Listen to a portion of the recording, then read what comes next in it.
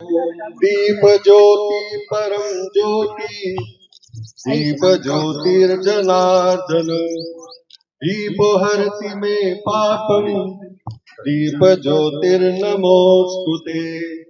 शुभम करोति कल्याणम, आरोग्यम सुख संपदा, शत्रु बुद्धि विनाशाय, दीप ज्योति नमोस्तुते।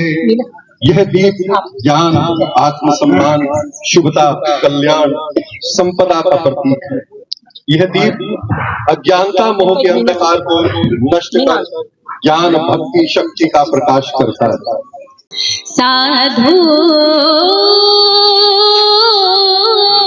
हम देखा बड़ा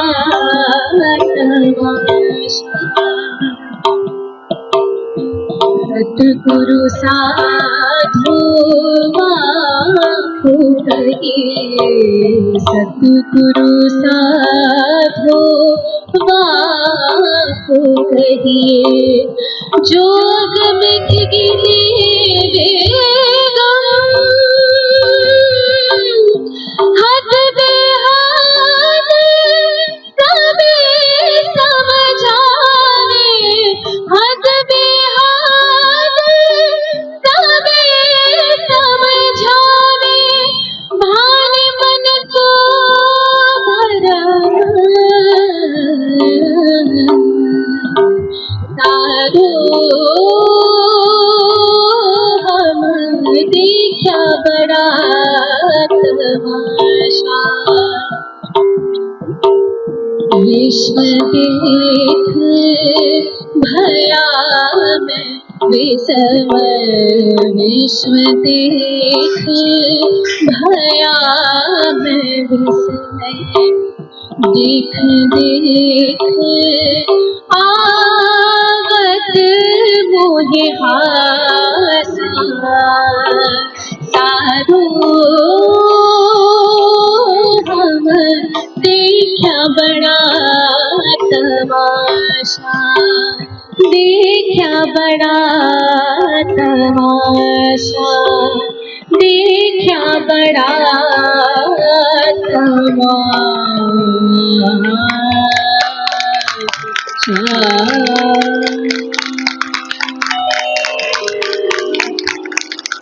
श्रीशानाथ प्यारे की जय।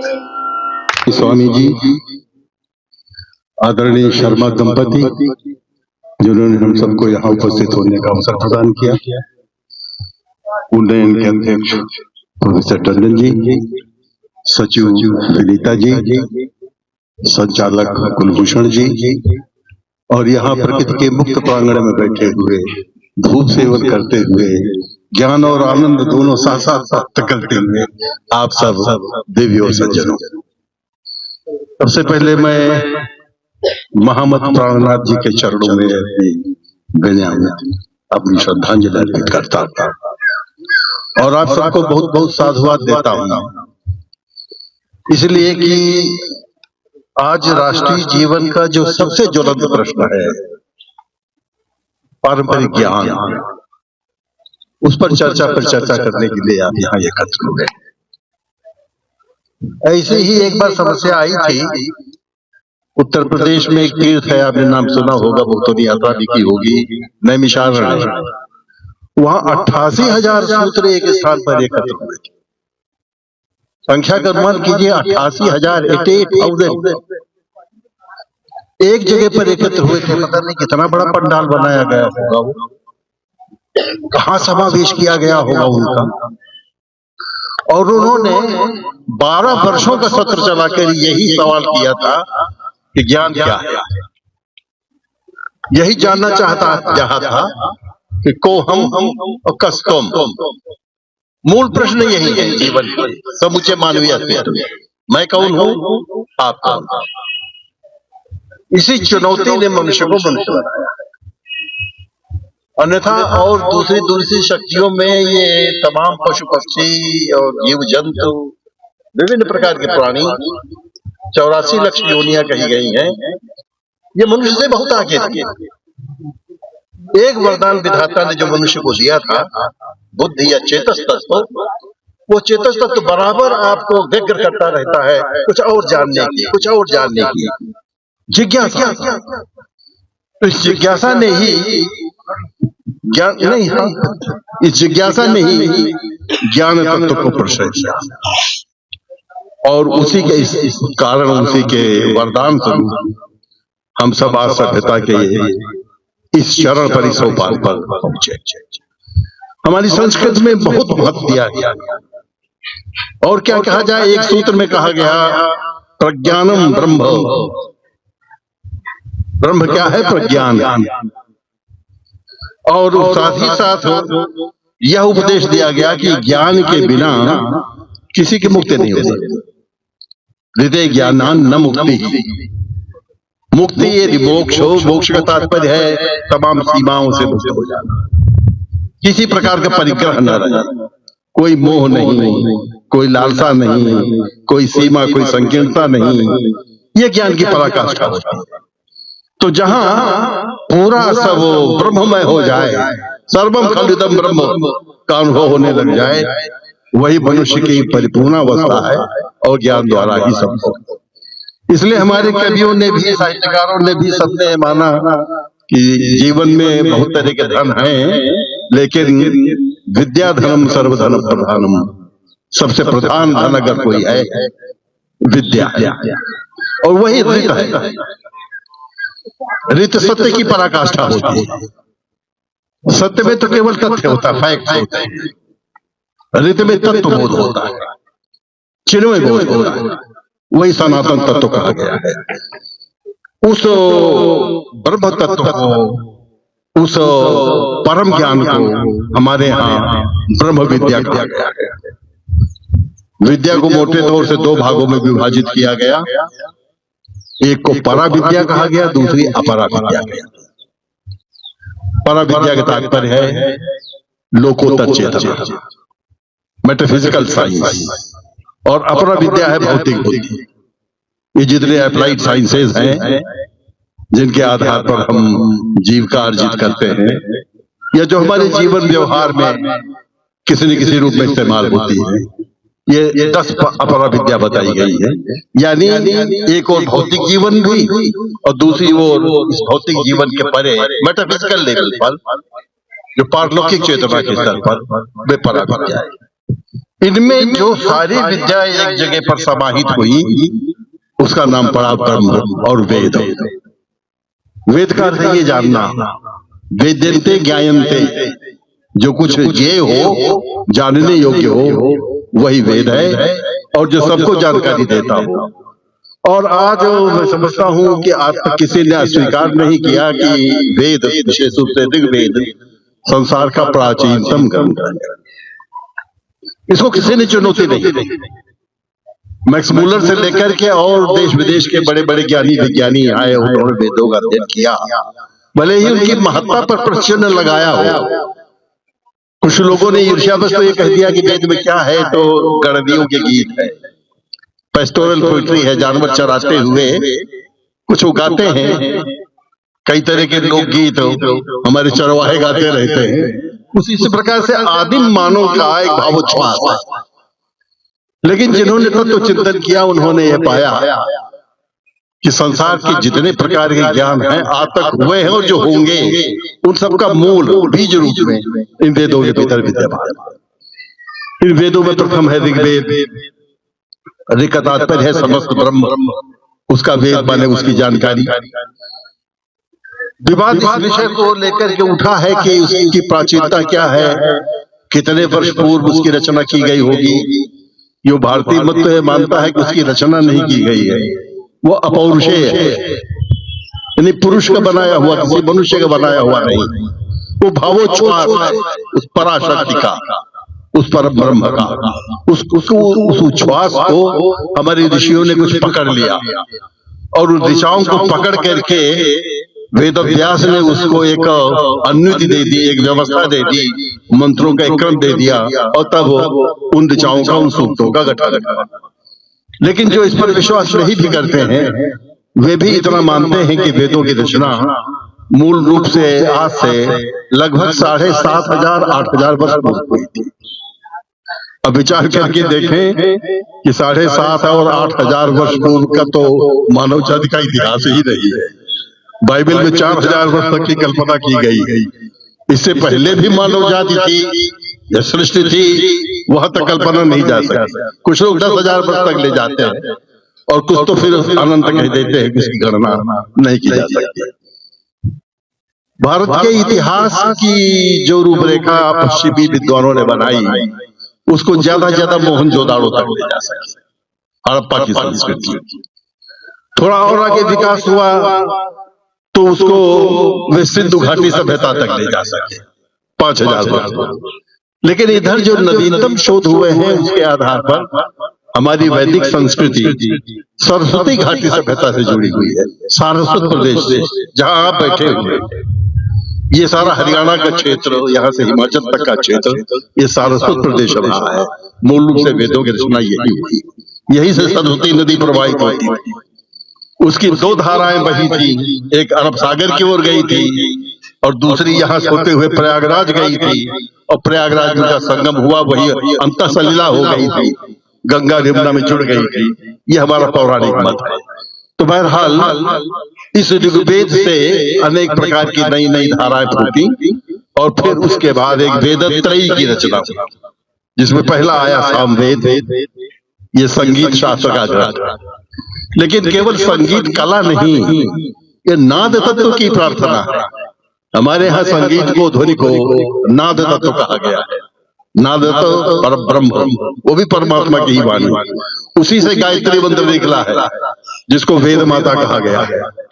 गायत्री ही वेदों की माता, उसकी जननी मानी गई है। और इस तरह से संगीत शास्त्र भी अध्यात्म साधना से जुड़ा। आगे फिर यजुर्वेद की रचना हुई, उसको 2 भागों में विभाजित किया गया, शुक्ल यजुर्वेद, कृष्ण यजुर्वेद। दोनों को मिलाकर के कर्मकांड के आचार ग्रंथ माने गए हैं, मूल आधार माने गए हैं। अब आज दुर्भाग्य से कर्मकांड शब्द ही बदनाम हो गया, उसको पाखंड मान लिया गया, बल्कि कहे पाखंड शब्द ही बदनाम हो गया। बौद्ध धर्म में पाखंड का बड़ा महत्व है। पाखंड का तात्पर्य है वे सारी नैतिक नैमित्तिक क्रियाएं जिसके माध्यम से कोई असाध्य साधना पूरी की जाती है। दर्शन का साधना का मूलाधार पाखंड है, लेकिन बाद में कुछ अतिचारियों के कर्तव्य कलाप को देख करके वो शब्द बदनाम हो गया और कर्मकांड भी उद्देश्य से बदनाम हो गया। तो कर्मकांड में एक आचार संहिता दी जाती है, किसी कार्य को कैसे किया जाए, उसकी साधु पद्धति या शास्त्रीय पद्धति क्या है, ये पूरा कर्मकांड था। और उसके माध्यम से यज्ञ भगवान की स्थापना की। यह माना गया कि संसार का सृजन भी, परिपालन भी और उसकी कल्याण भी, परिणति भी यज्ञ के माध्यम से होती है। आज भी यज्ञ के महत्व को गीता में जैसे उद्घाटित किया गया, उसी से पर्जन्य बनते हैं। पर्जन्य माने बादल, उसी से फिर जलवृष्टि होती है और वृक्ष से ही फिर सृष्टि होती है। सारा उत्पादन उसी पर निर्भर होता है, इसलिए उसको भगवान का स्तर दिया गया। चौथा ग्रंथ आया जिसको अथर्ववेद नाम दिया गया। अथर्व का तात्पर्य है भौतिक ज्ञान। यह ऋषि अथर्वा का दिया हुआ ज्ञान है, जहां से भौतिक अप्लाइड साइंसेज पैदा हुई हैं। जनश्रुति यह है, बल्कि उल्लेख यूं मिलता है कि ब्रह्मा ने यह ज्ञान अथर्वा को दिया, अथर्वा ने ज्ञान अपने शिष्य सरस्वत को दिया, सरस्वत से ही सारस्वत तत्व बना है। उन्होंने यह ज्ञान अंगिरा को दिया, अंगिरा ने ज्ञान शौनक को दिया, और शौनक ही थे कुलपति नैमिषारण्य विश्वविद्यालय के, जहां 88,000 छात्र एकत्र हुए थे। और उन्होंने जीवन और जगत की सारी समस्याओं पर गंभीर चिंतन अनुचिंतन किया था। इस प्रकार का यह चातुर्वेद, पहले वेदत्रयी रही, उसके बाद चातुर्वेद की मान्यता आई और धीरे धीरे वैदिक वाङ्मय। इन्हीं वेदों से आगे विकसित होते हुए निकले जिनको उपनिषद कहा जाता है। उपनिषद का तात्पर्य है माने निकट, निषद माने बैठना, यानी सत्संग, ज्ञान का सानिध्य प्राप्त करना।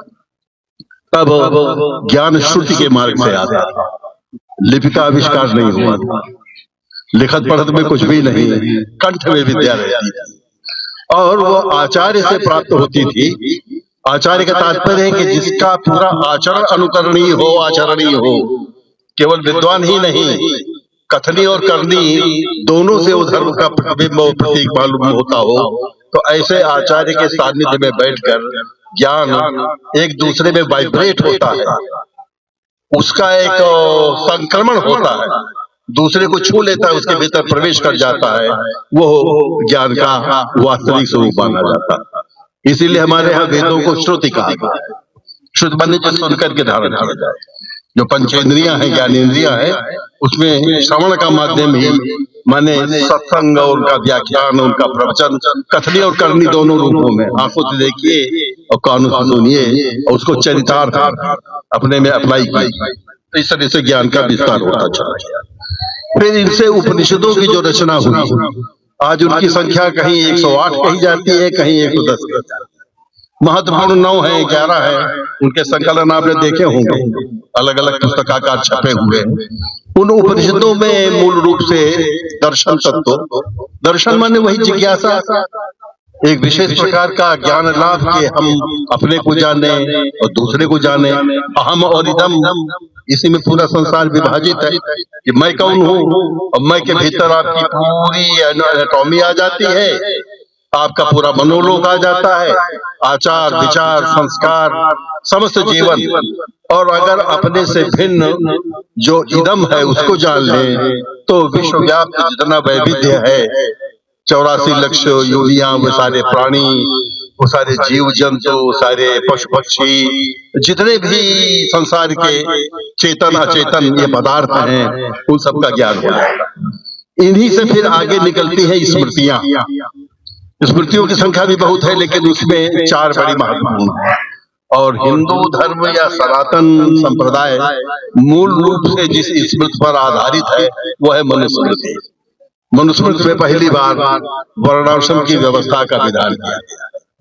कर्मानुसार, तब जाति नहीं थी, कोई वर्ग नहीं था, मनुष्य था, और मनुष्य की प्रवृत्तियों को देखकर ऋषियों द्वारा उनके लिए अलग अलग वर्गों का आवंटन किया जाता था। उनकी चित्तवृत्ति को देखकर कि ये मन वचन कर्म से किस विषय में ज्यादा संसक्ति रखते हैं, किससे ज्यादा इनका लगाव। अगर ये स्वाध्याय प्रिय है, पठन पाठन में ज्यादा रुचि रखते हैं, यज्ञ कार्य में, आध्यात्मिक कार्यों में इनकी अभिरुचि अधिक है, तो उनको ब्राह्मण वर्ग, ब्राह्मण एक चेतना है, उसके निकट रख दिया गया।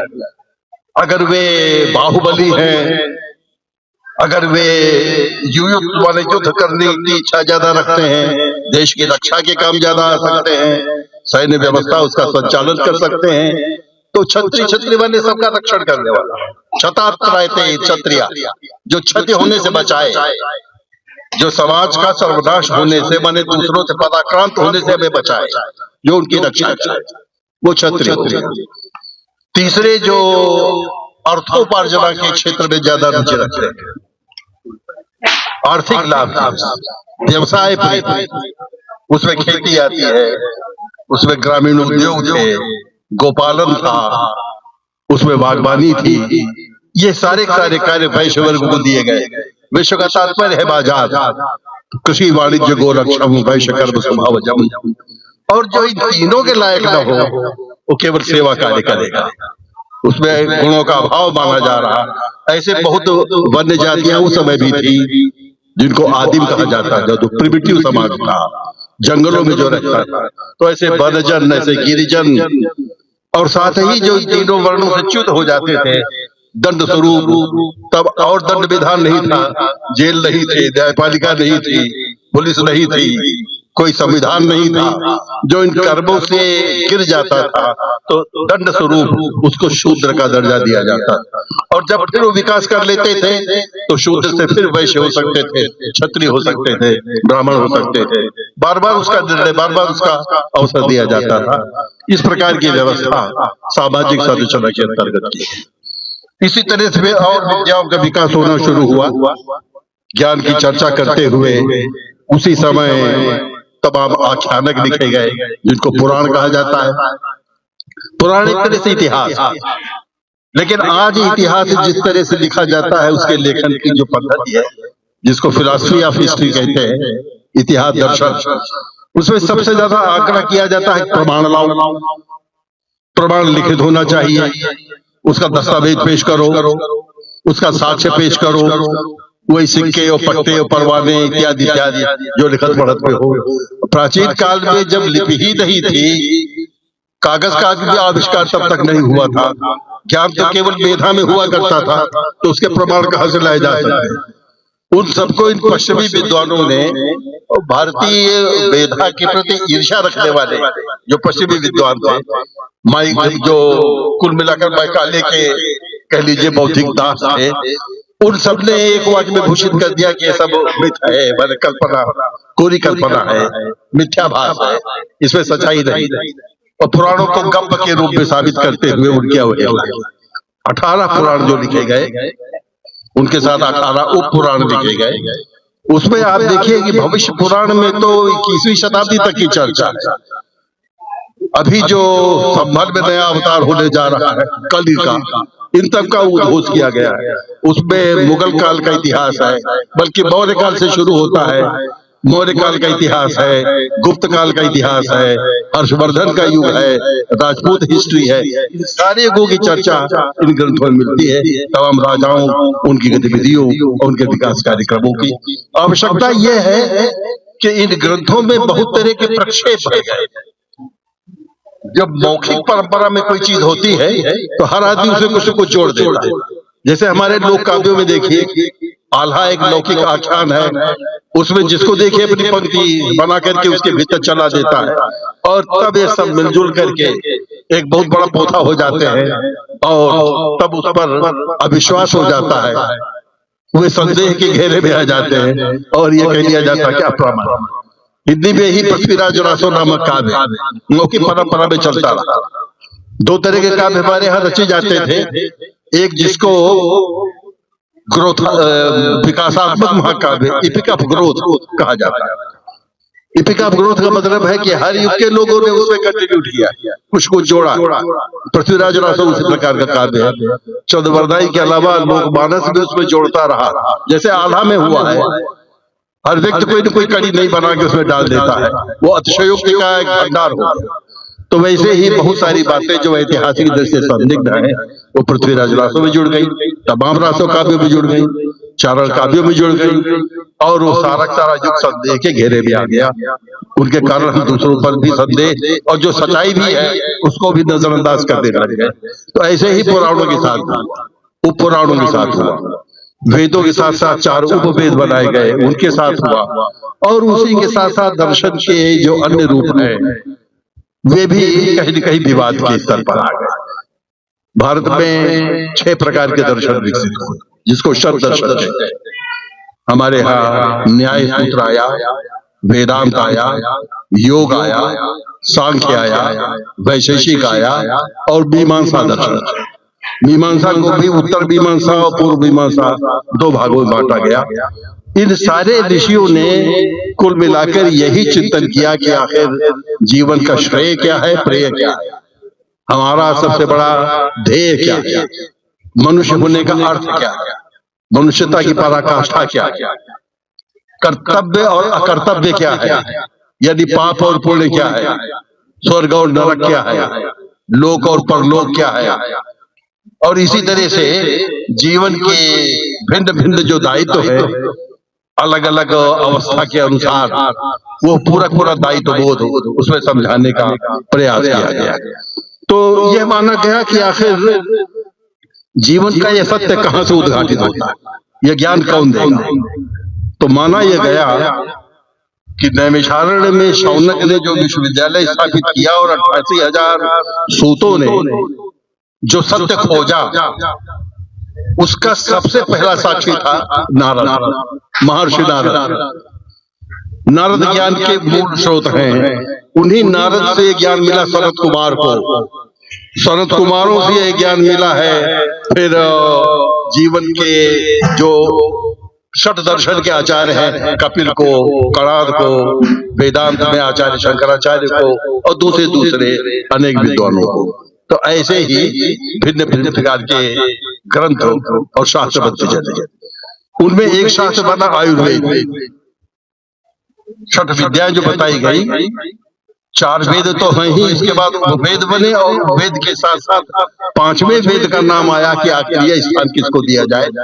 तो किसी ने कहा धनुर्वेद 5वां वेद, किसी ने कहा महाभारत 5वां वेद, किसी ने कहा आयुर्वेद 5वां वेद। वो 5वें वेद के बहुत सारे ग्राहक हो गए या दावेदार हो गए, यानी जिसमें भी आपको ज्ञान गरिमा कुछ ज्यादा दिखाई दी उसको वेद का दर्जा दे दिया गया।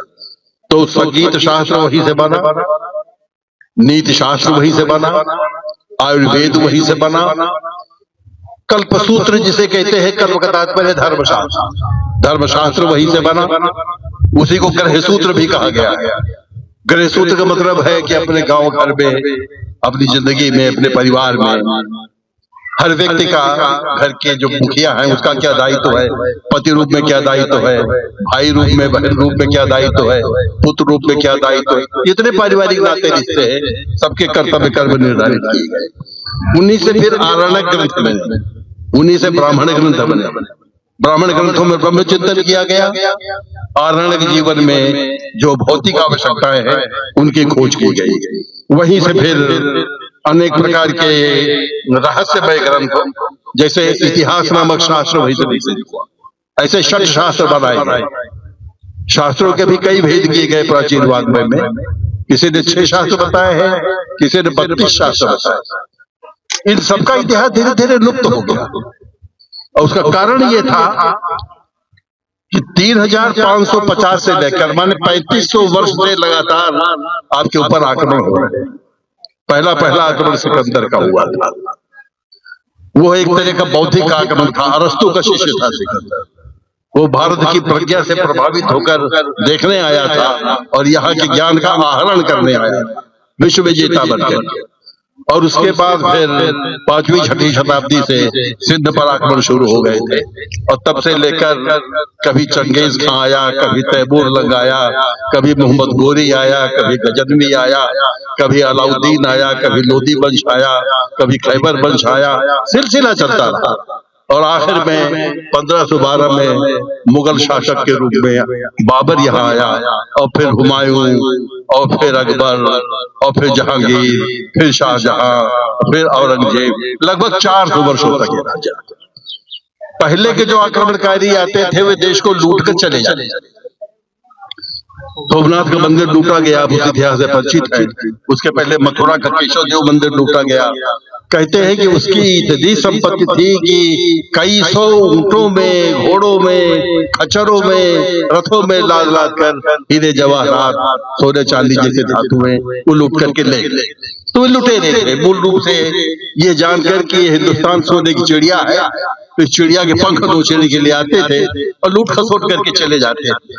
लेकिन मुगल वंश आया तो स्थायी रूप से वो इस्लाम का परचम फहराता हुआ आया और आपकी संस्कृति को अपसंस्कृत के रूप में प्रदूषण भरते हुए उसे नष्ट भ्रष्ट करके गाज़िबे हिंद का नारा देते हुए इसको हमें इस्लामिक कंट्री बनाना है, इस उद्देश्य से उसने एक सर्वांगीण आयोजन, पूरा अभियान के लिए आंदोलन इस देश में चलाया और परिणाम स्वरूप आपके धर्म ग्रंथ जो तब तक लिख लिए गए थे इनको डिस्टॉर्ट किया।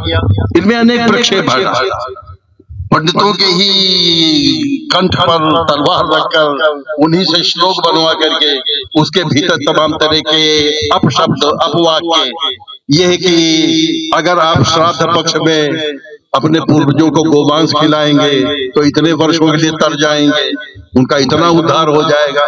इस प्रकार की तमाम आपत्तिजनक बातें अल्लोपनिषद लिखवा डाला। जैसे हमारे उपनिषद है 108 110, उसी तरह से अल्लाह के नाम पर उपनिषद बना और इस पूरे वाङ्मय को इतना नष्ट भ्रष्ट किया गया, इतना डिस्टॉर्शन उसका हुआ कि आज उसके प्रामाणिक रूप को खोज पाना बहुत कठिन हो गया। भारत सरकार की चिंता यही है कि इन आर्ष ग्रंथों का उद्धार, यह हम सबके लिए बहुत बड़ी चुनौती है और सबसे बड़ा दायित्व विश्वविद्यालय। विश्वविद्यालय ही ज्ञान के रक्षक हैं, उसे विकास की दिशा में ले जाने वाले हैं। ये उच्चतर शिक्षा से ही आशा की जाती है, इसीलिए नई शिक्षा नीति में इस पर ज्यादा जोर दिया गया कि जो हमारा पारंपरिक ज्ञान है उसका मूल मर्म खो जाए, उसमें जो प्रक्षेप है उनको दूर किया जाए और कैसे उनका अधिकाधिक विकास हो सके। हर ज्ञान की एक सीमा होती है, देश काल के परिवर्तन के साथ साथ वो सीमा भी बदल जाती है, उसमें परिवर्तन करने की आवश्यकता होती है ताकि वो अप टू डेट हो सके, कालातीत न रहे, काल सापेक्ष हो जाए। देश काल परिस्थिति के अनुसार जैसे मानसिकता बदलती है, आवश्यकताएं बदलती है, उसी के अनुसार धर्म तो सनातन शाश्वत गति से चलने वाला प्रगतिशील तत्व है, वो रूढ़ नहीं होता है, कहीं एक जगह रुकता नहीं है। तो ऐसे जो विकसनशील धर्म है और उसकी जो संस्कृति है उसका विकास हो। तो इस दृष्टि से जीवन के विभिन्न क्षेत्रों के नए नए आविष्कार किए और इसमें आप देखें कि हमारे भारतीयों की सोच कितनी अग्रणी थी। आज पश्चिम को अपने विज्ञान पर बड़ा गर्व है। विज्ञान इस देश का भी बड़ा प्रिय विषय था, लेकिन वो केवल अप्लाइड साइंस नहीं था। प्रयोगशाला में कांच के बीकर और बर्तनों के माध्यम से जो तय किया जाता है, कुछ मशीनों के माध्यम से जो तय किया जाता है, वही नहीं, ज्ञान से जो विशिष्ट है वो विज्ञान का ज्ञान तो भौतिक होता है। जब इसको भौतिकता के ऊपर ले जाकर आध्यात्मिक परा विद्या की चेतना से जोड़ देते हैं तो विज्ञान क्या। गोस्वामी जी कहते हैं ज्ञानी ते पुष्प में विज्ञानी। जब वाल्मीकि का परिचय देते हैं तो कहते हैं विज्ञान विशारद है। ज्ञानी से बड़ा होता है जो विज्ञानी होता है, वो विज्ञानी साइंटिस्ट नहीं है, वो ऊर्ध्व चेता का ऋषि है जो सनातन सिद्धांतों का प्रतिपादन करता है। तो ऐसे सिद्धांतों को बहुत विस्तार से भारत में लिया गया। अब देखिए कि आज की जो अप्लाइड साइंस है, जो एस्ट्रोनॉमी है, जो अंतरिक्ष विज्ञान है, जो खगोल शास्त्र है, वे जो चिंतन कर रहे हैं, इससे हजारों वर्ष पूर्व आपके यहाँ क्या चिंतन हुआ? वेद का एक सूत्र है जिसको नासदीय सूत्र कहते हैं। नासदीय सूत्र में विचार किया गया है कि सृष्टि के पहले क्या था। नासतो विदितो भावो सातो धातु नते। एक ऐसी स्थिति थी जब कुछ नहीं था, शून्य, असत भी नहीं था, सत भी नहीं था, प्रकृति भी नहीं थी, निवृत्ति भी नहीं थी, नथिंगनेस, केवल अंधकार का आच्छादन था। आज का एस्ट्रोनॉमी क्या कहता है? ये भी इसको ब्लैक होल वाला, ब्लैक होल अंधेरा एक रास्ता है, इसके भीतर को दिखाई नहीं देता। तो जो बात आज एस्ट्रोनॉमी सिद्ध कर रही है हजारों वर्ष पूर्व आपके यहाँ शून्यवाद के माध्यम से, नासदीय सूत्र के माध्यम से, नासतों का भाव के कुछ था ही नहीं, उस शून्यता से, उस रिक्तता से ये पूरा वातावरण शुरू होता है और वहीं से फिर ज्योति की एक किरण आती है जिसको आज गॉड पार्टिकल कहा जा रहा है। गॉड पार्टिकल कहता है कि कोई तत्व था, बहुत दिनों तक तो इन्होंने निषेध किया कि ईश्वर नाम की कोई चीज नहीं है, तो इस सृष्टि का कर्ता कौन? ये कहते हैं कि पहले एक अग्निपिंड बना, उसमें विस्फोट हुआ, उस विस्फोट से फिर ब्रह्मांड बना। अरे भाई, तो अग्निपिंड किसने बनाया था? वही प्रश्न पैदा होता है कि पहले मुर्गी या पहले अंडा। अगर अंडा पहले था तो किसने वो अंडा बनाया था? मुर्गी ही बनाएगी, इसका मतलब मुर्गी पहले थी। उसका कोई उत्तर नहीं मिल पाएगा, और जहां इसका कोई निश्चित उत्तर न मिल पा रहा हो वहां हमारे शास्त्र कहते हैं ने न इति, देयर इज नो लिमिट। इसलिए बहस लगी। वो ज्ञान से परे, तर्क से परे, बुद्धि से परे, भाषा से परे, उसकी व्याख्या नहीं कर सकते हैं। वो कुछ अलौकिक है, वो अकथनीय, वर्णनीय, अदृश्य, अगोचर है। वहां से आपका वातावरण शुरू होता है और शुरू होते हुए फिर धीरे धीरे उसी ब्लैक होल से, उसी गॉड पार्टिकल से एक नए तत्व का स्वरूप उद्घाटित होता है। ये जीवन इसीलिए 4 भागों में बांटा गया। जो हमारी सृष्टि है उसमें 4 प्रकार के पदार्थ होते हैं। एक जो अंडज है, दूसरे जो पिंडज है, तीसरे जो उद्भिज है, चौथे जो स्वेदज है। 4 प्रकार के प्राणी हैं। अंडे से पैदा होने वाले तमाम जीव जंतु, डायनासोर जैसा भयानक जीव भी अंडे से ही पैदा होता है। कुछ शरीर से होते हैं, गर्भाशय से निकलते हैं, उद्भिज जो धरती को फोड़ कर निकलते हैं, ये सारी वनस्पति उद्भिज है। बीज डाल दिया जाता है, अनुकूल मौसम आने पर, मिट्टी और पानी मिलने पर उससे अंकुर निकलता है, वही वृक्ष बन जाता है। और चौथे जो स्वेदज जो अपने पसीने से, तमाम वायरस से ये उद्भिज ही है स्वेदज जी। आज जो वायरस फैला हुआ है कहीं न कहीं शरीर के संस्पर्श से पैदा होता है, संक्रमण से, छुआछूत से निकलता है। तो 4 प्रकार के प्राणी बनाए गए। उसमें मनुष्य को सर्वोत्तमता इसलिए दी गई कि यह अंड और पिंड दोनों से पैदा होने वाला, क्योंकि गर्भ में आने से भी पहले शुक्र से पहले पिंड ही बनता है और उसके बाद फिर उसका जन्म प्रजनन होता है। तो इस तरह के तमाम सारे लोक ज्ञान पैदा। अब शरीर की संरचना होने के बाद दूसरा प्रश्न होता है कि शरीर की संरक्षा कैसे की जाए, इसको कैसे स्वस्थ रखा जाए। स्वस्थ होना और बीमार न होना दोनों बड़ा अर्थगत भेद है। केवल शारीरिक रुग्णता ही अस्वस्थता नहीं है। स्वतिष्ठति इति स्वस्थता, जो अपने भीतर ठहरा हुआ है, जिसका मन विचलित नहीं है, असमंजस में नहीं है, द्वंद्वात्मक संघर्ष में नहीं है, यानी आज के शब्दों में कहिए कि टेंशन फ्री है, वो स्वस्थ है। और जो कहीं चलायमान हो गया है, अपनी जगह से डगमगा रहा है, अपनी इंद्रियों पर नियंत्रण नहीं है,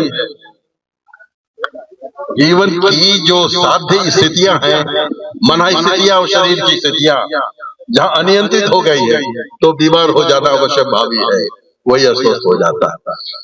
तो हमारा आयुर्वेद मूल रूप से आयुष विद्या बनकर के विकसित हुआ।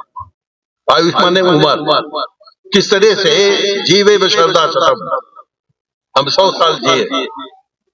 शरद की ऋतु को एक कालगणना मान लिया गया, कैलेंडर ईयर मान लिया, 100 ईयर्स ये विधान बनाया गया। यूं तो इससे ज्यादा दीर्घजीवी लोग भी रहे हैं, आज भी देखे सुने जाते हैं, लेकिन 100 वर्षों की एक सीमा निर्धारित की गई, यही समझते हुए कि बड़ा बहुमूल्य शरीर आपको विधाता ने दिया है। एक ऐसा यंत्र है जो बेशकीमती है, इसका एक एक अंग अगर बाजार भाव से ही देखिए तो अकेली किडनी ही लाखों में बिक जाती है। ऐसे शरीर के सैकड़ों अंग और प्रत्यंग है, अगर इसको बेचने चले तो हर आदमी करोड़पति है। बहुत कीमती शरीर है ये। इसको कैसे सुरक्षित रखा जाए? अगर इसको निर्धारित समय के पहले आप नष्ट कर देते हैं तो प्रकृति के साथ बहुत बड़ा अन्याय करते हैं। यह कॉन्ट्रैक्ट है आपको, 100 ईयर्स कॉन्ट्रैक्ट है, इसका संरक्षण आपको करना चाहिए। यह आयुर्वेद की शिक्षा है और उसके लिए आयुर्वेद अनेक प्रकार के उपचार बताता है, व्यायाम है, कुछ जड़ी बूटियां हैं, हर्बल ट्रीटमेंट जो होता है अब फिर से चल पड़ा है। एक बार आपने उसको स्वीकृत कर दिया था कि जड़ी बूटी में क्या होता है, सबसे बड़ी तो एलोपैथी है, पर एलोपैथी से जब उसकी प्रतिक्रियाओं से दुखी हुए तो लौट करके अब फिर हर्बल की तरफ आ रहे हैं। तो ऐसे ही प्राकृतिक चिकित्साएं हैं, गांव में देसी इलाज हुआ करते और बहुत सारा लाभ भी मिल जाता है। तंत्र मंत्र से चिकित्सा कर देते हैं और लोगों को लाभ हो जाता है। आस्था का फल है, अपना अपना विश्वास, उसके अनुसार विद्या भी फलीभूत होती है। तो इस तरह से आयुर्वेद की रचना। इस आयुर्वेद में प्रमाण मिलता है हमारे सबसे बड़े शिल्पक और सर्जन, शल्य चिकित्सा करने वाले आचार्य सुश्रुत, उनका ग्रंथ है सुश्रुत संहिता, आज से 5000 वर्ष पहले की लिखी, वही वेदों के रचना काल से।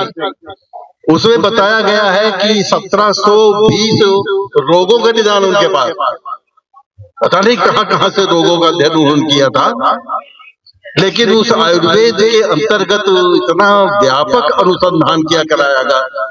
वो जीवक की कथा से मिलता है ना कि एक विद्यार्थी तक्षशिला विश्वविद्यालय में प्रवेश पाने के लिए, तो गुरु ने कहा कि ठीक है प्रवेश हम तुमको देंगे, लेकिन तुम हमारे गुरुकुल के चारों तरफ बाउंड्री के बाहर बाहर जितनी वनस्पतियां हैं उनका अध्ययन करके यह निष्कर्ष निकालो और हमें बताओ कि उसमें अनावश्यक वनस्पति कौन सी। 1 वर्ष तक वो उनका सबका परीक्षण करता रहा और बाद में लौटकर कहा गुरुजी एक भी ऐसी वनस्पति नहीं मिली जिसका कोई उपयोग ना हो। कहा बस तुम उत्तीर्ण हो, अब तुम पढ़ने योग्य हो। तो ऐसे ऐसी खोज जहां वनस्पतियों की होती रही, आधुनिक युग तक आप देखिए जगदीश चंद्र बसु बहुत बड़े वैज्ञानिक वनस्पति शास्त्री, पहले वे रेडियो के आविष्कार में लगे, लेकिन मार्कोनी जब चुरा ले गया उनकी विद्या, तो वनस्पति शास्त्र में आए और विश्व को चमत्कृत कर देने वाला आविष्कार उन्होंने कर दिखाया, ये बताते हुए कि वनस्पतियों में वे सारी संवेदनाएं होती है जो मनुष्य में होती है। वनस्पतियां भी रोती है, गाती है, और इसको लोगों ने भी अनुभव किया है कि कुल्हाड़ी लेकर जब कोई पेड़ को काटने चलता है तो पेड़ के भीतर सिहरन होती है, वे भी खुश होते हैं, वे भी नाखुश होते हैं, वो भी रोते हैं, वो भी गाते हैं। इस बात को हमारे भारतीय मानस ने बहुत पहले समझ रखा है। संध्या काल में वनस्पतियां सुप्त रहती है, इसलिए गांव में आज भी ये घरों में विधान आपने देखा होगा, कहते हैं रात को तुलसी दल न तोड़ना, किसी पेड़ की पत्ती न काटना। यही हरियाणा में बहुत बड़े संत हुए हैं, विश्नोई संप्रदाय के संस्थापक प्रवर्तक जम्भू जी, जिन्होंने चिपको आंदोलन शुरू किया था। ये पहाड़ के सुंदरदास वाला सुंदर जी का तो आंदोलन बहुत परवर्ती है, उसके पहले पेड़ से चिपट जाते थे, पेड़ न काटने देना, कोई काटने आवे तो अपना शरीर कटवा देना। ये जब तक पेड़ है तभी तक प्राणवायु है, तभी तक ओजोन है, तभी तक हमको ऑक्सीजन मिलेगा। ये बात 14वीं शताब्दी की कही हुई। आज हम पर्यावरण की समस्या से त्रस्त होकर अब कहते हैं कि इन्वायरमेंट खराब हो रहा, तो ऐसा न करो, ऐसा न करो, बहुत सारे विधि निषेध बन रहे हैं। भारतीय प्रज्ञा बहुत पहले से, और इन सब की पूजा प्रार्थना को ही उन्होंने अपने जीवन का लक्ष्य बनाया। आप देखते हैं पूजा पाठ जब होता है तो हम शांति मंत्र पढ़ते हुए क्या कहते हैं? ओम देव शांति, पृथ्वी शांति, रोषधया शांति, वनस्पतया शांति, सर्वगुण शांति, शांतिमेव शांति। शांति पाठ, आकाश शांत हो जाए, वनस्पतियां शांत हो जाए, प्रकृति शांत हो जाए, देव ये पूरा वायुमंडल शांत हो जाए। शांत होने का मतलब है कि उनका प्रदूषण दूर हो जाए, सब कल्याणकारी हो जाए, सारे विनाशकारी तत्व समाप्त हो जाए। ये पर्यावरण विज्ञान अब अंग्रेजी में डिफाइन कर दीजिए तो एक विज्ञान अलग का बन जाता है, इन्वायरमेंटल साइंस बन जाता है, वरना शांति पाठ रूप में।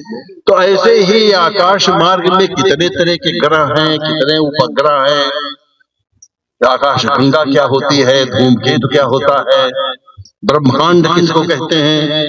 आप अपने साहित्य में पढ़ते हैं ना, कृष्ण ने मिट्टी खाई, यशोदा ने कहा कि ये तुमने क्या किया, मुंह खोलो तुम्हारा मुंह साफ कर दें, तो मुंह खोला तो उसके भीतर ब्रह्मांड।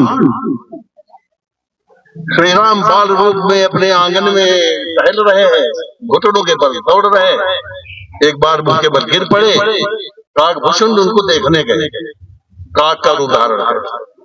उनके मन में भ्रम पैदा हुआ, क्या ब्रह्म हो सकता है जो चल नहीं पा रहा, चलते हुए घुटनों के बल भैया भैया चल रहे हैं, लुढ़के जा रहे हैं, टेढ़ी नहीं लांग पा रहे हैं।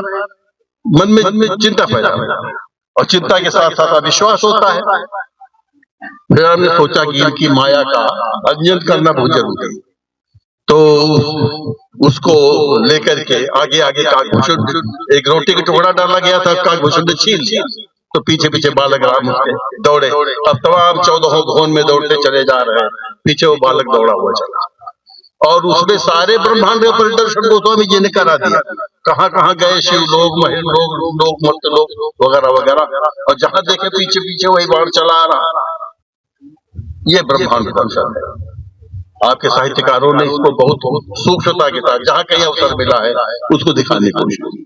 तो आयुर्वेद में इन सबका पूर्व निदान और उसके साथ साथ उपचार, एक तो अच्छी डायग्नोसिस होनी चाहिए, फिर अच्छा ट्रीटमेंट होना चाहिए। तो चाहे काष्ठ औषधियों द्वारा उनका उपचार किया जाए, ये जितनी जड़ी बूटियां हैं, जितनी वनस्पतियां हैं, इनका चूर्ण बना करके या इनका आलेख बना करके या इनकी पत्तियों का रस निकाल करके, वहीं से रसायन विद्या पैदा हुई जिसको आज आप केमिस्ट्री कहते हैं, और वहीं से चूर्ण और आलेख पाक बना करके उनके उपचार करने की पद्धति शुरू हुई। सबसे पहले आयुर्वेद ने सिद्ध किया कि हमारा जीवन पंच तत्वों द्वारा निर्धारित और निर्मित है। ये पंच तत्व है, पृथ्वी तत्व, जल तत्व, आकाश तत्व, वायु तत्व और अग्नि तत्व। इनमें पहला कौन है? बहुशास्त्रार्थ हुआ, वर्षों तक, शताब्दियों तक होता चला रहा। किसी ने घोषणा की प्रथम आपाह, सबसे पहले जल आया, और जल को इसीलिए जीवन कहा गया है। जीवन माने पानी भी, और जीवन माने लाइफ एलिमेंट।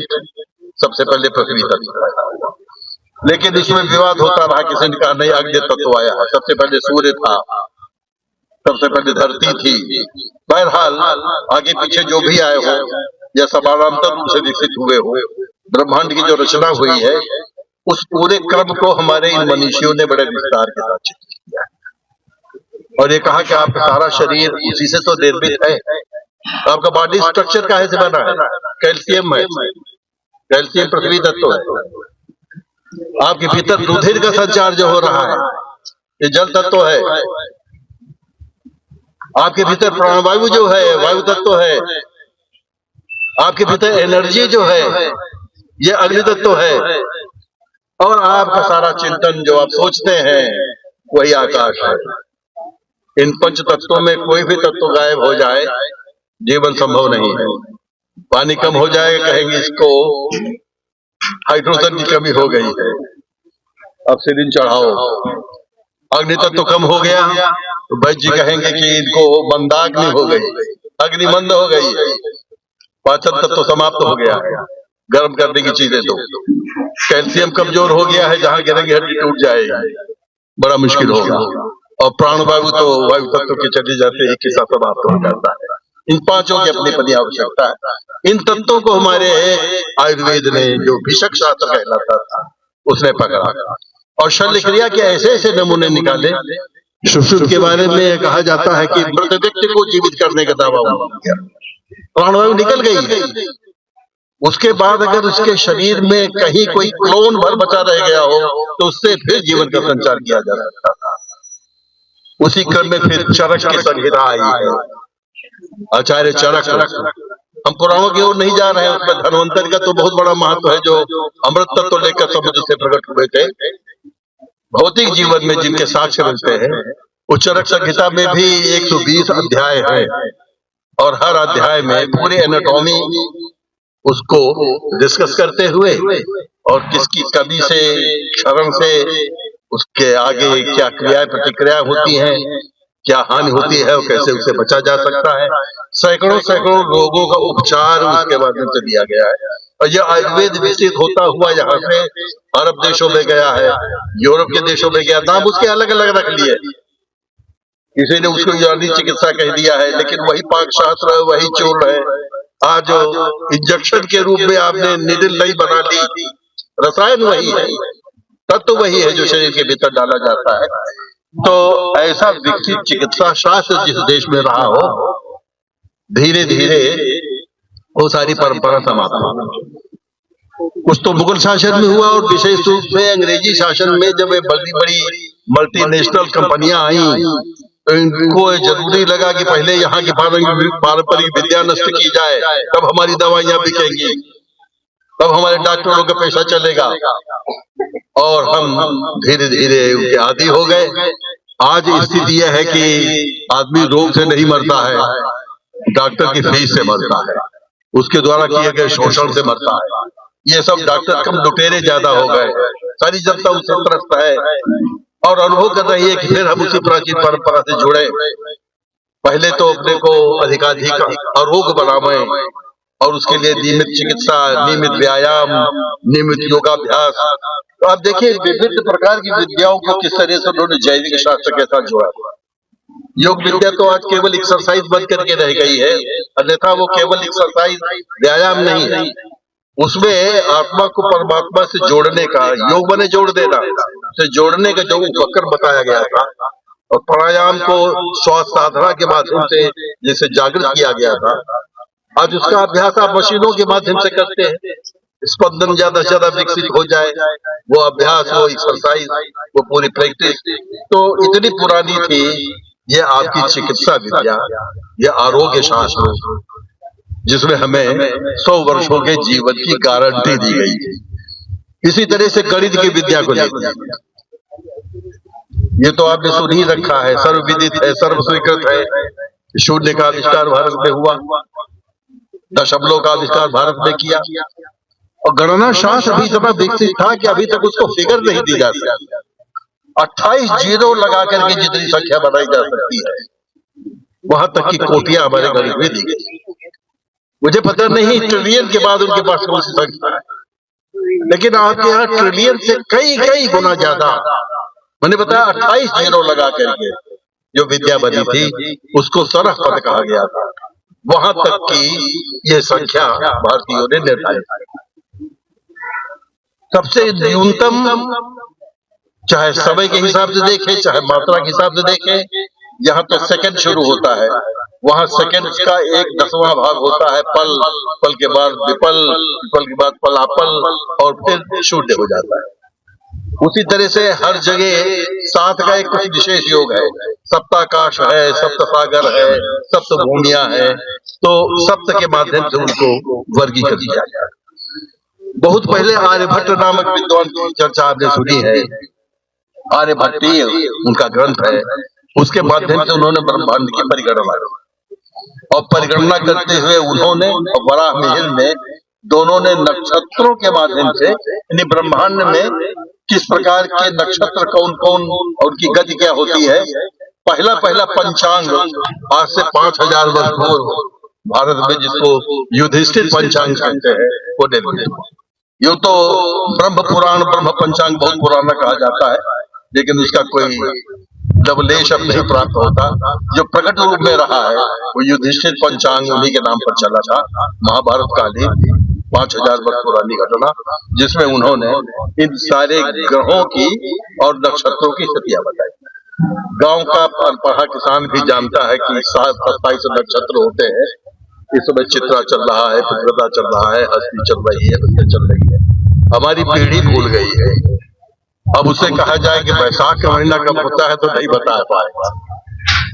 माघ और अगहन किसको कहते हैं, किस महीने में आता है।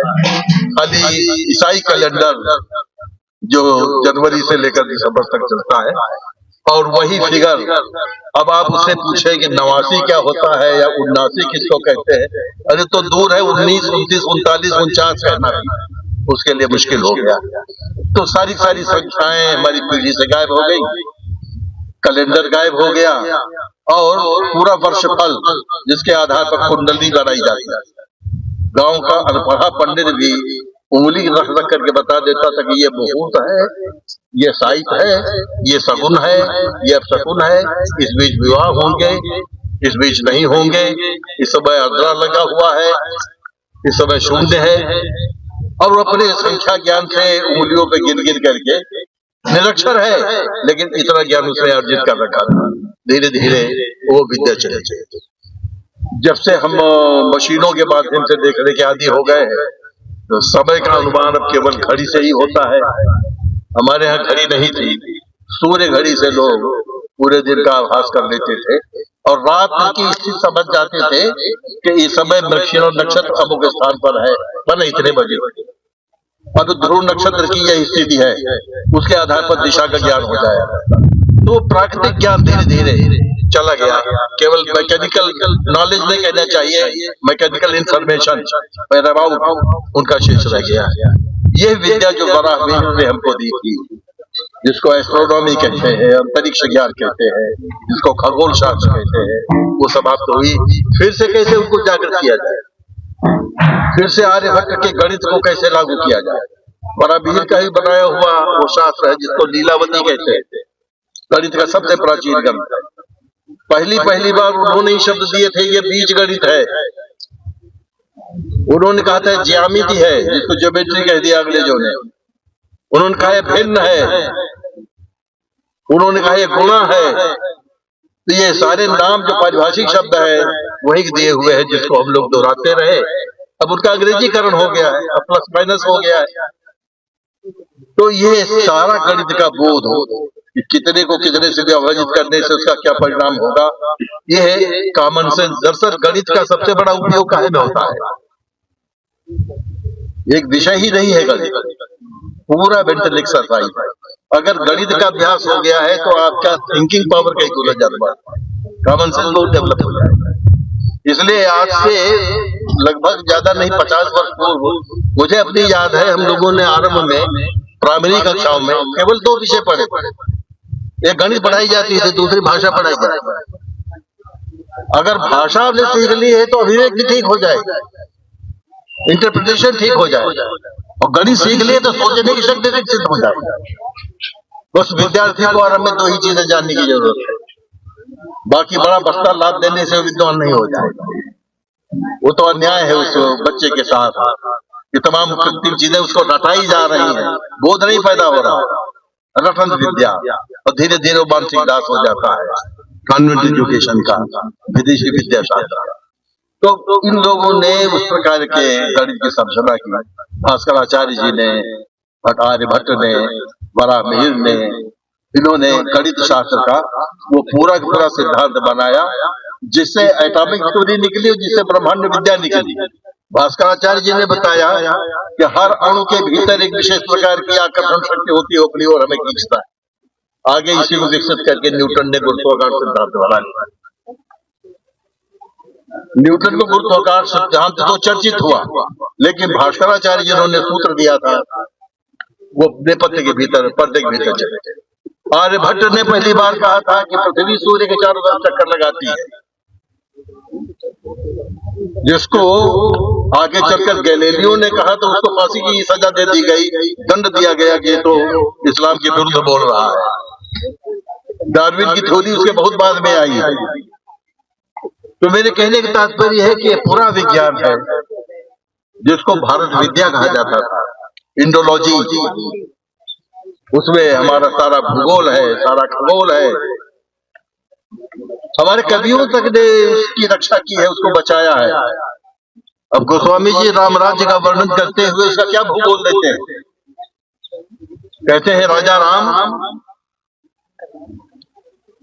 जो सप्तद्वीप सागर में खला, भूपत एक राम को 7 द्वीप,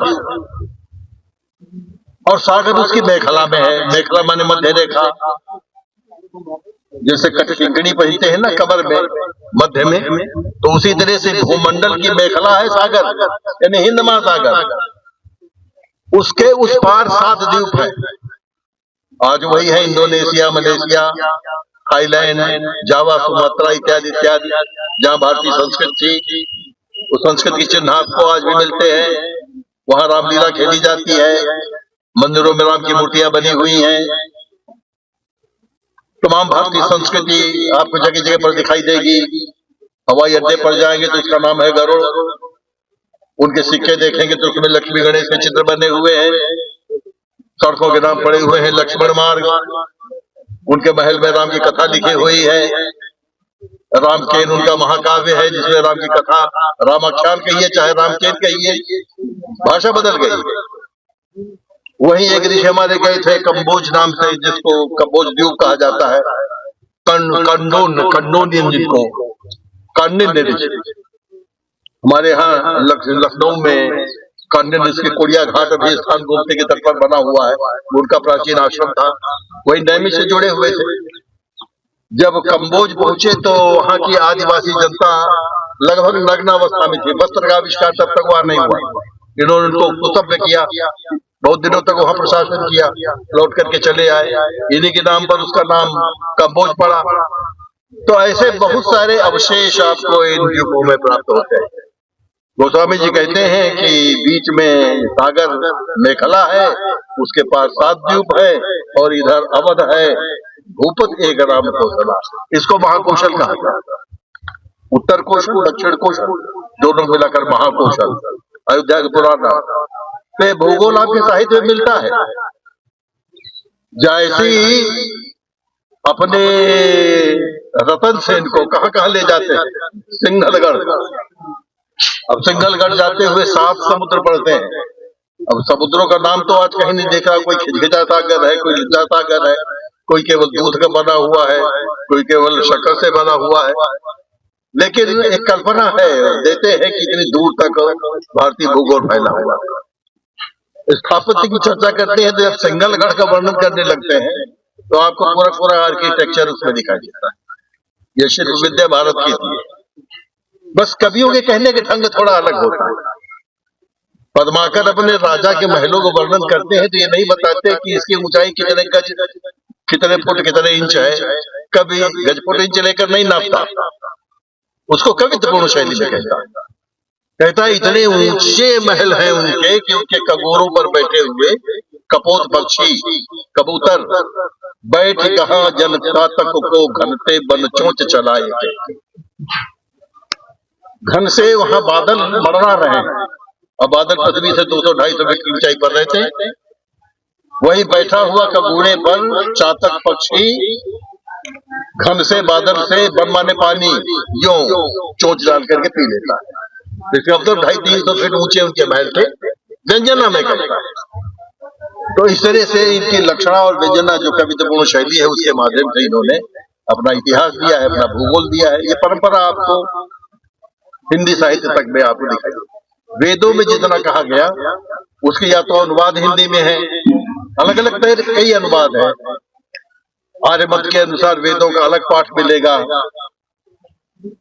तो गायत्री परिवार की ओर से अलग पाठ मिलेगा, गीता प्रेस का अलग पाठ मिलेगा। थोड़ा पाठ भेद है, लेकिन कोई वेद नहीं होगा, कोई शास्त्र नहीं होगा, कोई पुराण नहीं होगा, इन विद्या में शास्त्रों में कोई ग्रंथ नहीं होगा जिसका हिंदी में अनुवाद न हुआ हो।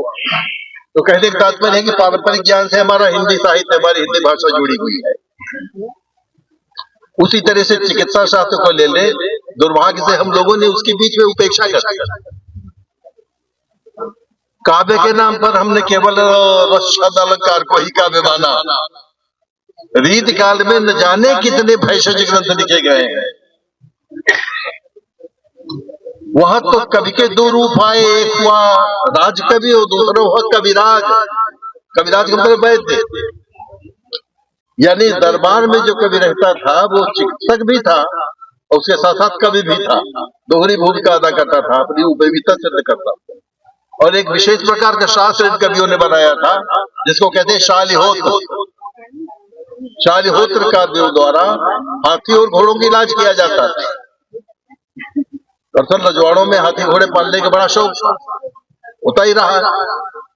उनकी देखभाल कौन करेगा, पहचान कौन कर सकेगा कि हाथी अच्छा है, घोड़ा अच्छा है या नहीं है। ये विद्या कवियों ने सीख रखी और इसी आधार पर उन्होंने शालिहोत्र ग्रंथ, हमने अपने इतिहास ग्रंथ में 35 शालिहोत्र ग्रंथों का उल्लेख किया जो तो चित्रा परिचय मिल पाया। आवश्यकता है इन विषयों पर आप शोध करावें। ये लुप्त विद्या है हमारी। आवश्यकता है थोड़े दिनों कविता और कहानी लिखना बंद कर दे, बड़ा उपकार होगा हिंदी का। जो सारी शक्ति केवल ज्ञान और विज्ञान के साहित्य के विकास में हम लगा और अपने शोधार्थियों को उसके साथ जोड़ते। अपने मनोरंजन के लिए डायरी में लिख लीजिए जिससे मनोरंजन की भी तृप्ति होती रहे, लेकिन विकास के कार्य में बाधा ना आने पावे। इसलिए आवश्यकता है ज्ञान के साहित्य का विस्तार कर। आवश्यकता है छूटी हुई जो प्रवृत्तियां हैं, जैसे हिंदी का प्राचीन आयुर्वेद परक साहित्य, नीति काव्य साहित्य, वीर काव्य परंपरा, आखेट काव्य परंपरा, जंगनामा की परंपरा। अब जंगनामा हिंदी में बहुत सारे लिखे गए हैं, गोरे के, सूदन के, लाल के, वीर के वगैरह वगैरह। उनमें जितने अस्त्रों शस्त्रों का वर्णन है उनका भेद बताइए, खोज करके निकालिए कि शेल किसको कहते थे, बंशी किसको कहते थे, कृपाण किसको कहते थे, बाण के कितने रूप थे, अजगव बाण कैसा होता था, गांडीव की क्या विशेषता थी, मोहक की क्या विशेषता थी, पिनाक की विशेषता क्या थी। ये वेदों के और बाणों के धनुर विद्या के अलग अलग नाम सुनते हैं ना, इन सब की अपनी अपनी देन है। जैसे आज होता है कि ये मिराज जो एयरक्राफ्ट आया, लड़ाकू जहाज जो बनाए जाते हैं, इसकी ये विशेषता है। उसी तरह के हमारे लड़ाकू विमान थे। ये ऐसे ऐसे असर थे, उनकी अपनी अपनी अलग अलग शक्तियां थी, उनकी खोज करने की जरूरत है। तो ऐसे ही आयुर्वेद के क्षेत्र में, ऐसे ही विधिशास्त्र के क्षेत्र में, ऐसे ब्रह्मांड विद्या के क्षेत्र में, ऐसे ही नीतिशास्त्र के क्षेत्र में, संस्कृत के ग्रंथों में जो आपको नीति और प्रबोध परक बातें मिलती हैं, हितोपदेश में, पंचतंत्र में, विदुर नीति में, चाणक्य नीति में, महाभारत में, आमंडक नीति शास्त्र में, उसी परंपरा में हमारे यहाँ जो नीति के बड़े बड़े कवि हुए, जो कबीर ने लिखा, जो तुलसी ने लिखा, बिहारी ने लिखा, जो वृंद ने लिखा, बाबा गिरधर गोपाल ने लिखा, ऐसे 50 आपको मिल जाएंगे। घाघ भट्टरी जो लोक शास्त्र में एक से एक नीति के लोग रहे, रहीम की नीति शास्त्र की जो उक्तियां हैं, तो कहने का तात्पर्य यह है कि इन विषयों पर हमें फोकस करने की जरूरत है। ऐसे शोध प्रबंध, ऐसे शोध विषय बनाने की जरूरत है। अब बहुत हो गया स्त्री विमर्श दल चेतना, सब मान गए कि स्त्री प्रताड़ित रही है, उसका अधिकाधिक उद्धार और विकास होना चाहिए, भेदभाव नहीं होना चाहिए। और जब सब मान गए हैं तो उसका पृष्ठपोषण करने की क्या जरूरत है? एक भी ग्रंथ नहीं मिलेगा जो कहे कि हाँ दलितों पर कहीं किसी प्रकार की अनुकंपा नहीं करनी चाहिए या कोई सुविधा नहीं देनी चाहिए। सब स्वीकृत तथ्य है। अब जो छूटे हुए विषय है उनको उठाकर हम चलते हैं तो इस ज्ञान यज्ञ में हम अपनी संविधा अर्पित कर सकेंगे और अपनी सार्थकता सिद्ध कर पाएंगे। ये उच्चतर हिंदी विद्वानों ने, अध्यापकों ने किया है, शोधार्थियों ने किया है। उस विद्या को बचाए रखने की आवश्यकता है। तो ऐसे ही भिन्न भिन्न प्रकार के जो ज्ञान है, हमारी भारतीय गणित समाप्त हो गई, वैदिक गणित के रूप में फिर से जागृत करने की कोशिश की जा रही है। हिंदी कवियों ने उस गणित में जो कंट्रीब्यूट किया है, जो योगदान किया। आप गणना काव्य परंपरा से परिचित है। देखिए अपने यहाँ 5 छंदों से ग्रंथ शुरू होता है जिसको पंचक कहते हैं। फिर अष्टक काव्य लिखे गए जिसमें 8 छंद होते हैं। फिर दशक लिखे गए, छत्रसाल दशक, उन्हीं के गुरु थे महामत प्राणनाथ। फिर उसी क्रम में 14 आया, फिर 32 आई, फिर 40 आया, फिर 50 आया, फिर 52 आई, 1000 तक गए।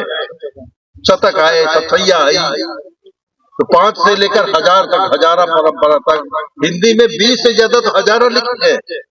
न जाने कितनी सतैया, न जाने कितने शतक, एक एक गणना के आधार पर इन काव्यों का अध्ययन होना चाहिए कि आखिर ये 700 में ही क्यों कहना चाहते हैं, 750 क्यों नहीं? उनका अपना एक परिमाण था, उसके भीतर चाहे वो स्कुट काव्य हो, चाहे प्रबंध काव्य हो, पूरी पूरी बात कह ले जाते थे। एक कला था विशेष प्रकार। इसी तरह से आप देखें अक्षरों के आधार पर काव्य लिखे जाते हैं। आपने सुन रखा है जैसे का अखरावट। अखरावट माने अक्षरों के क्रम से लिखा गया हुआ काव्य। और उसी के साथ साथ ककहरा नाम का एक काव्य बोध या काव्य विधा शुरू हुई। 12 खड़ी नाम की एक विधा शुरू हुई। ये जो 12 स्वर है इनके आधार पर ये सब गणितीय विद्याएं हैं। और गणित को किस तरह से लोग जीवन में उतारा जा सकता है, उसके तरह तरह के चमत्कार लोग करते हैं। ज्योतिष को किस तरह से लोग जीवन में उतारा जा सकता है। बिहारी कहते हैं ना कि लकी सुरंग लकी एक नारी लग संग रसमय किए लोचन जगत। मंगल और बृहस्पति दोनों के योग हो जाता है, उसी के आधार पर कुंभ मेला होता है, अमृत बरसता है। तो जैसे मंगल और ग्रह की खगोल में एक साथ जब उपस्थित होती है तो कुंभ, महाकुंभ का आयोजन होता है। उसी तरह से नारी के बिंदी तिलक को देख करके और गुरु के साथ जब उसका संयोग हो जाए तो समझो कि रसमय रस की वृष्टि होने लग जाएगी, पूरा ज्योतिष उसमें दे देते। ऐसे रहीम का एक बड़ा बहुत महत्वपूर्ण ग्रंथ है खेटक, रस खेटक। उसके भीतर पूरा चमत्कार, ज्योतिष का चमत्कार उन्होंने दे दिया। इसी तरह से अमीर खुसरो का नाम आपने अच्छी तरह से सुन रखा, समझ रखा है। पहला हिंदी का शब्दकोश उन्होंने बनाया था, खालिकवारी। और खालिकवारी में इतनी जानकारी थी, एक दोहा उनके नाम पर प्रचलित है कि 1 लख ऊंट 1.25 लख गारी, तही पर लादीन खालिकवारी। उसको लाद कर जब चले हैं शब्दकोश को तो 1 लाख ऊंट लगे थे और 1.25 लाख गाड़ियां लगी थी। कितना बड़ा पोथा रहा होगा। हालांकि शब्द जो उसे मिलते हैं केवल 3200, लेकिन उसके पहले कितने गायब हो गए। ये जो शब्दकोश की परंपरा है हमारे यहाँ, इसको निघंटु कहते हैं। व्युत्पत्ति शास्त्र और ये निघंटु निरुक्ति शास्त्र, इन्हीं के आधार पर भाषा का अध्ययन किया जाता था। बड़ा महत्वपूर्ण था भाषा तत्व। ये केवल व्याकरणिक अध्ययन नहीं है, केवल अभिव्यक्ति का माध्यम नहीं है भाषा, नाद तत्व है, इधर ब्रह्मबोध से जोड़ती है। इसलिए जितने बड़े बड़े दार्शनिक हुए हैं सब भाषा से जुड़े। पतंजलि योग शास्त्र के विद्वान थे, योग विद्या के प्रवर्तक थे, भाषा तत्व चिंतन कर रहे थे। भर्तृहरि कवि थे, भर्तृहरि नीति काव्य लिखने वाले थे, वाक्पदीय लिख रहे थे, कात्यायन भाषा का चिंतन कर रहे थे। और पाणिनि ने तो चमत्कार ही कर दिया। पाणिनि ने तो ये कल्पना करते हुए कि एक बार जब यह नाद ब्रह्म की अवतारणा हुई तो भगवान शिव बहुत प्रसन्न हुए और तांडव करने लगे। और तांडव करते हुए नृत्य मुद्रा में ननाद ढक्का नव पंचवारम 14 बार उन्होंने डमरू बजाया। तो डमरू की दोनों तरफ जो चमड़ा मढ़ा हुआ रहता है ना, उसमें कड़ियां टकराती हैं, उससे आवाज होती है। तो उस आवाज के हिसाब से 14 ध्वनियां निकली, उससे से 14 सूत्र बांधा था। अष्टाध्यायी की रचना कर रहे हैं और व्याकरण की सारी कोटियां उसे भीतर है। और केवल व्याकरण ही नहीं है, संज्ञा सर्वनाम क्रिया विशेषण की चर्चा कर रहे हैं। भाषा की सामाजिकी उन्होंने तय करेंगे। जो उदाहरण के रूप में शब्द दिए उसे पर्वतों के नाम है, नदियों के नाम है, पेड़ों के नाम है, तमाम तरह की भौतिक वस्तुओं के नाम है। उन्हीं सबका अध्ययन करते हुए वासुदेव शरण अग्रवाल ने पाणिनिकालीन भारत शोध किया और उससे सभ्यता का इतिहास बना डाला। पाणिनि में जो जो संदर्भ आए हैं उसके आधार पर यह सिद्ध किया कि यह शब्द उस समय था, इसका मतलब यह कला उस समय विद्यमान थी। ये शोध का आधार बन गया। तो पूरी सामाजिकी, जिसको सोशियो लिंग्विस्टिक्स कहते हैं आज, भाषा का समाजशास्त्री अध्ययन, उसके माध्यम तैयार हुआ। ऐसे ही टीका और भाष्य की परंपरा है शुरू हुई। मल्लिनाथ जैसा आचार्य इस धरती पर आया, वो दावा करता है कि कालिदास के ग्रंथों का जो मैंने यहाँ प्रतिपादन किया है, निर्वचन किया है, उसमें न मूलम लिखते कश्चिदनिपेक्षित मुच्यते, कोई बात निराधार नहीं कही। यहाँ तक तो ठीक है। दूसरा दावा जो है कि न अनपेक्षित मुच्यते, कोई अपेक्षित बात जो कही जानी चाहिए थी ऐसा नहीं मैंने नहीं कही। ये बहुत बड़ा दावा है। कुछ न कुछ तो छूट ही जाता है, लेकिन वो दावा कर रहा है आचार्य। हिंदी में भी उसी परंपरा में, अब आज उनका नाम भूल गए हैं, लाला भगवान ने, जिन्होंने पहली बार कठिन काव्य के प्रेत कहे जाने वाले केशवदास की टीका लिखा। बिहारी बोध ने लिखकर बिहारी के दोहों का गूढ़ार्थ बताया था।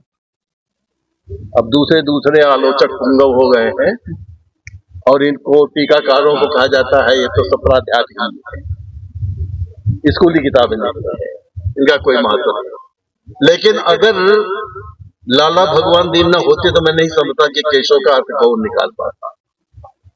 इतना बड़ा आचार्य वो शब्दों के सहारे नचा रहा है भाषा। एक एक शब्द के एक दर्जन अर्थ है, कैसे क्या अर्थ निकालेगा।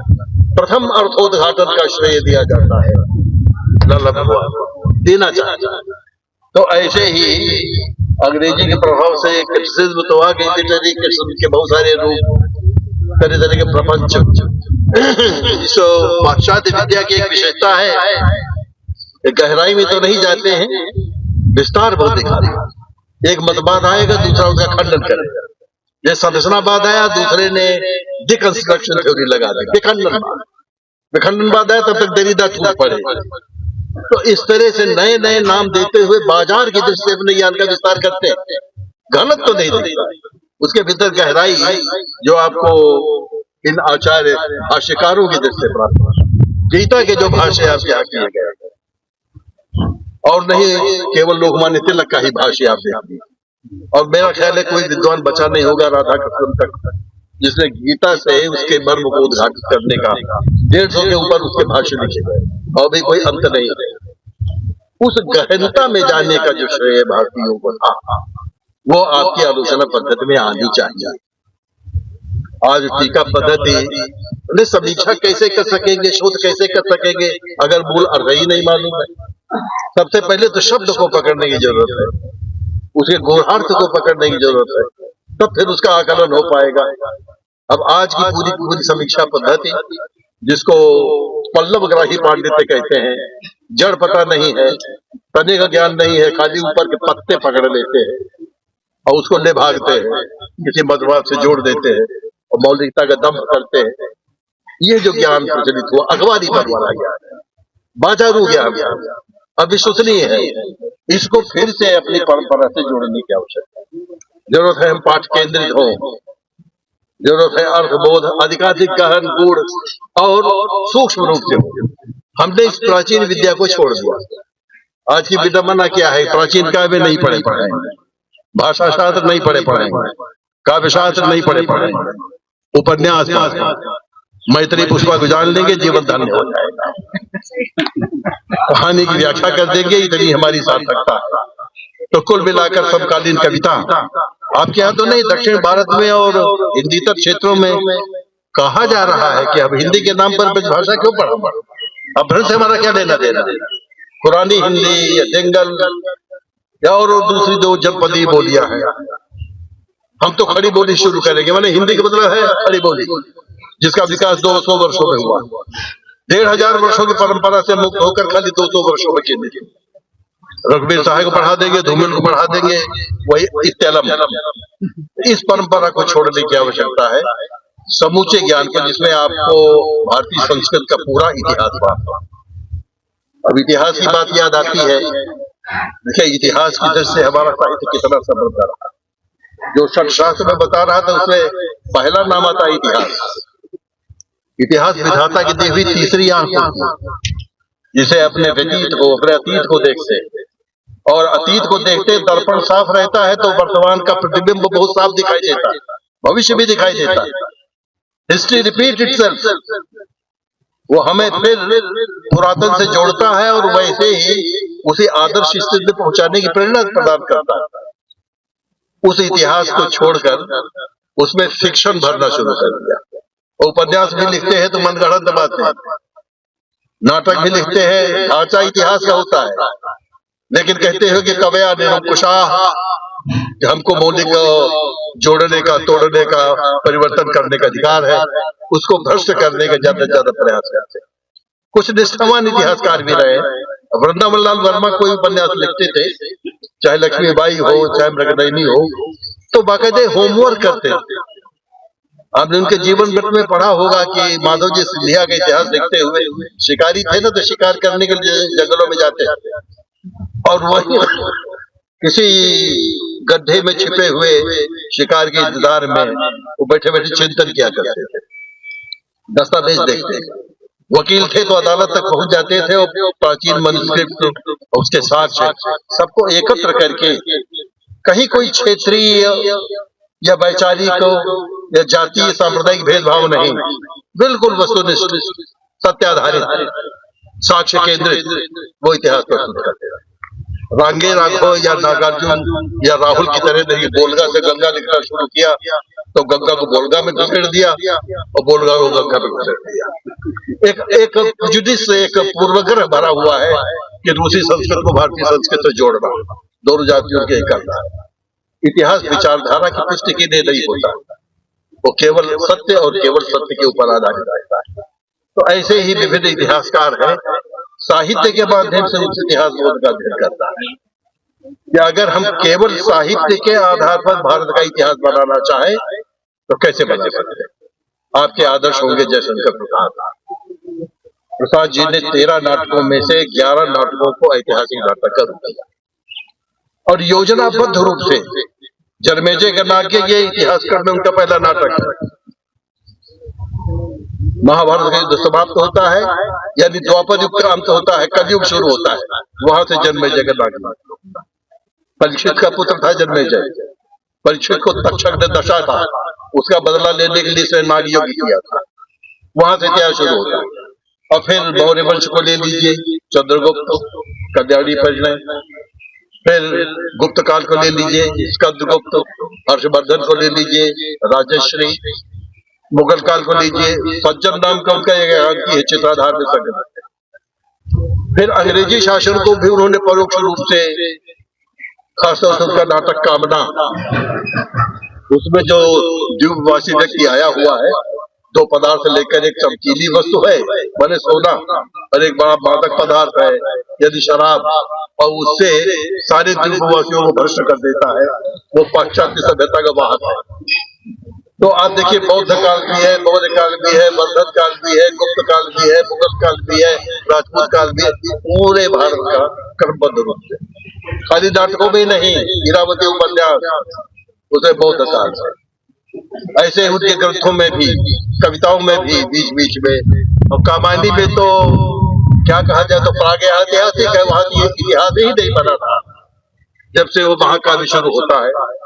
जो नासदी सूत्र में कहा गया कि ब्रह्मांड की स्थिति क्या थी, प्रसाद जी वही कह रहे हैं कि प्रलय के बाद जब नई सृष्टि हुई तो प्रलय काल के बाद पंचभूत का भैरव मिश्रण, संपाओं के सकल विपात, सारे पंच तत्व खत्म हो गए, धरती नहीं रह गई, केवल एक तत्व बचा था, एक तत्व की ही प्रधानता, कहो उसे जड़िया चेतन, केवल जल, सर्वत्र जल प्लावन।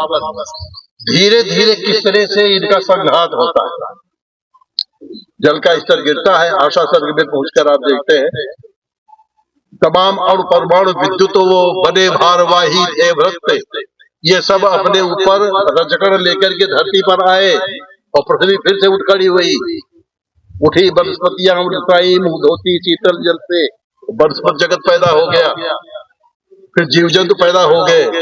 और पहले पहले कौन जीव पैदा हुआ, वो मत्स्य जो महलों के भीतर तिमिंगल कहा गया है उनको, तिमिंगलों की भीड़ अधीर, तो उसे मछलियां बन गई, मछलियों से फिर धीरे धीरे और जंतु और प्राणी आए। ये हमारे पुराणों का और वेदों का दिया हुआ आख्यान था। विकासवाद का बस सब खत्म कर विकासवाद के जो 3 सिद्धांत हमारे यहाँ रखे गए, उसमें एक बायोलॉजिकल है जो डार्विन ने ओरिजिन ऑफ स्पीसीज में कहा। ओरिजिन ऑफ स्पीसीज उसने कहा कि सबसे पहले जब ये सृष्टि शुरू हुई तो उसमें जल तत्व पैदा हुआ, वायु तत्व पैदा हुआ, और उससे क्रमशः हम बढ़ते हुए चले गए। पौराणिक काल में कहा गया पहले सतयुग था, फिर त्रेता था, द्वापर हुआ, कलयुग हुआ। उसी तरह सोशियोलॉजिकल डेवलपमेंट में शुरू से लेकर अस्तित्ववाद के अंतर्गत, और महर्षि अरविंद से आप उसको जोड़ दीजिए, चेतना का विकास कैसे हुआ।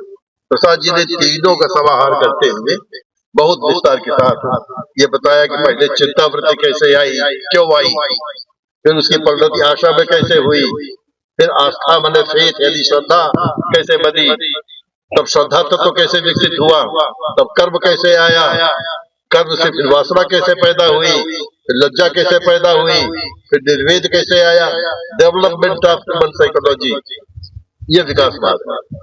तो तमाम सारे ये ग्रंथ जो अलग अलग ज्ञानियों विज्ञानियों के नाम से, विभिन्न मतवादों के नाम से जाने जाते हैं, इन सबका प्रतिफलन आपके साहित्य में हुआ। इतिहास आपके पास है, भूगोल आपके पास है, मनोविज्ञान आपके पास है, धर्मशास्त्र आपके पास है, चिकित्सा शास्त्र आपके पास है, न्याय प्रणाली आपके पास है, जितना कुछ है वो जो साहित्य में विद्यमान है लेकिन छिपा पड़ा हुआ है, दबा पड़ा हुआ है, उसको उद्घाटित करना ही मैं समझता हूँ हम अध्यापकों का सबसे बड़ा ध्येय धर्म है। अगर इस क्षेत्र में हम कुछ भी योगदान कर सके, एक आहुति भी दे सके, तो मेरा विश्वास है कि हम अपने कर्तव्य कर्म का भरसक निर्वाह कर सकेंगे। यही मेरी प्रार्थना है और यही बहुत धन्यवाद।